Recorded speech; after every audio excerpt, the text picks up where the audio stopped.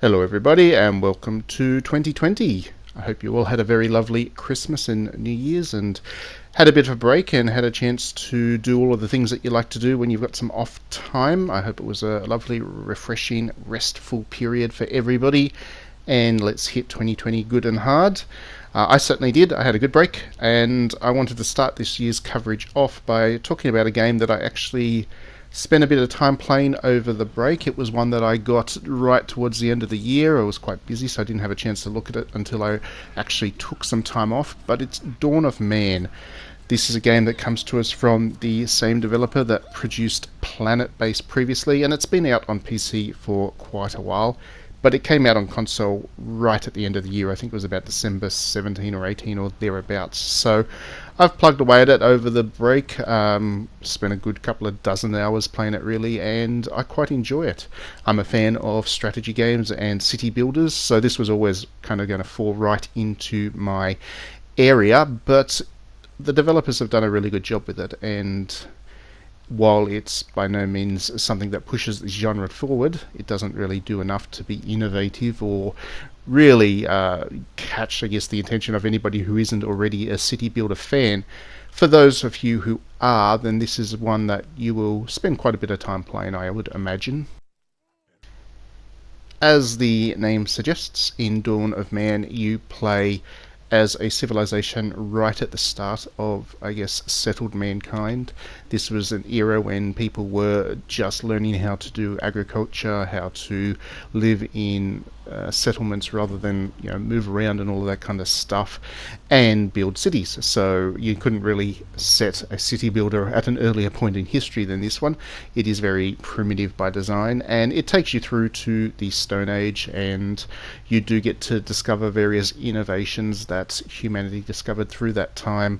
And what starts as a couple of little huts eventually grows into a pretty sprawling little civilization with dozens and dozens and dozens of people and all kinds of early era technology flying around.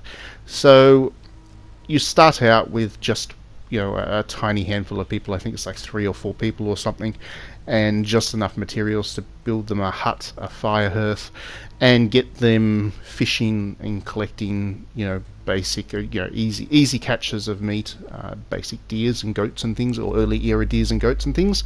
You're certainly not in a position to go and catch yourself a mammoth at the start, and you don't really have many tools. You have some basic fishing gear, a spear in other words, and the ability to collect flint and other bits of rock off the surface of the planet, as well as, of course, berries. There are plenty of berries.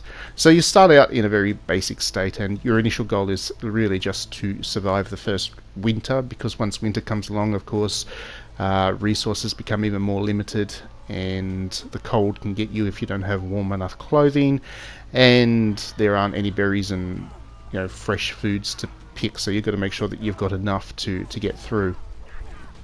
So it starts out with a very kind of survival orientation nature, and I thought that this game would be like that through the entire experience.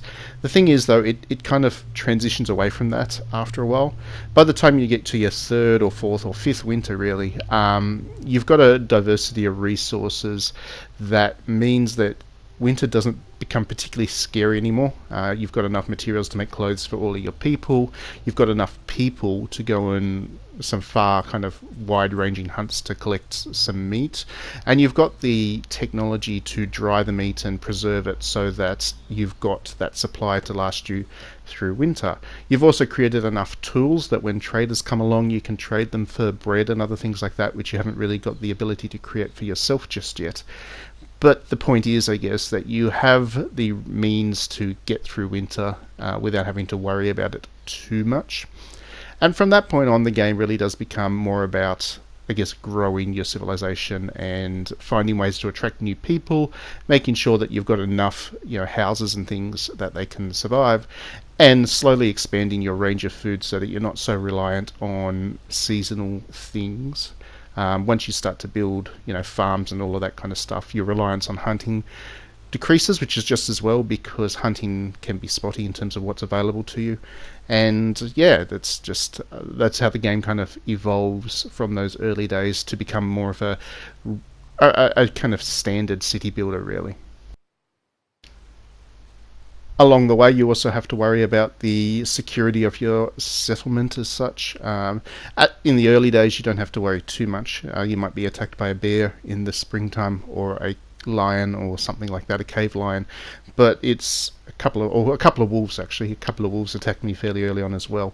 But they're kind of natural threats, and they're not too difficult to put down with just a basic group of people armed with spears.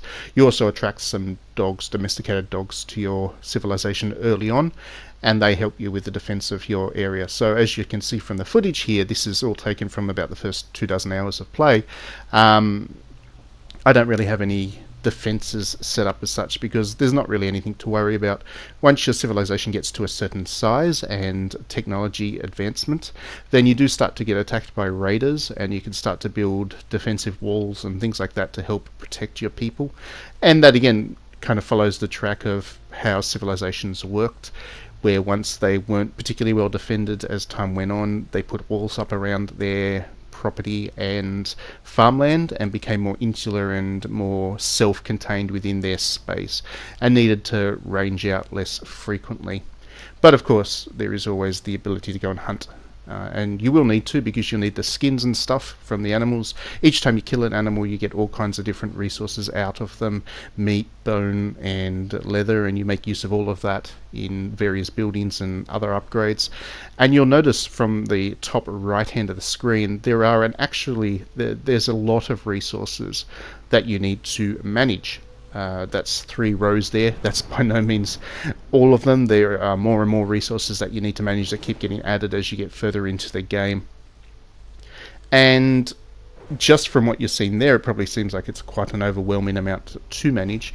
But the good thing is that the game does a good job of slowly working you into that. At the start, you'll only have to deal with 1 row of resources, but as your civilization grows and you have expanded requirements, that's when it starts to add more and more resources. But it only ever does so in a methodical way, so that at each step of the way, the game makes sure that you're comfortable with the new limits that it's imposing on you and the new requirements that it's asking of you before it goes and asks you to do that. It's a very slow-paced game. It's very methodical, and while you can speed the movement of time up, if you play it on its default speed, it's a very laid-back experience.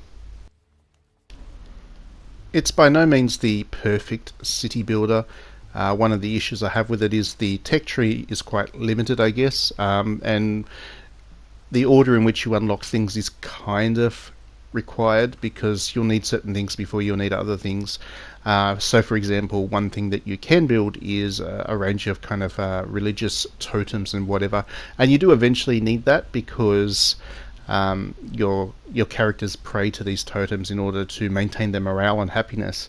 But that's a kind of secondary requirement to a lot of other things that you'll need first, like for example the ability to hunt with more advanced tools and all that kind of stuff. And the tech tree isn't really flexible in that way. And when you couple with that the fact that the upgrades come fairly slowly, you need to hit certain achievements with your civilization in order to have the points to unlock a new part of the tech tree.